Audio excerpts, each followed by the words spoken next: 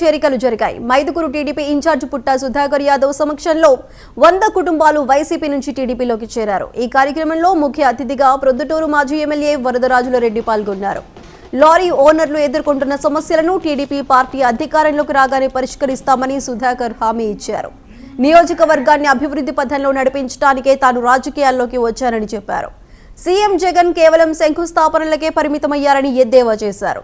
తాము అధికారంలోకి రాగానే రాజోలి ఆనకట్టను పూర్తి చేస్తామన్నారు. ఈ కార్యక్రమంలో మండల స్థాయి నాయకులు, కార్యకర్తలు భారీ సంఖ్యలో పాల్గొన్నారు.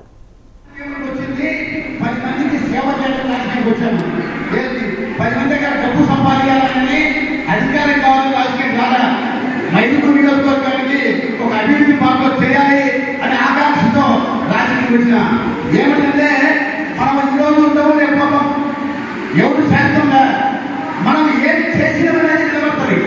ఆ చేసిన పనికి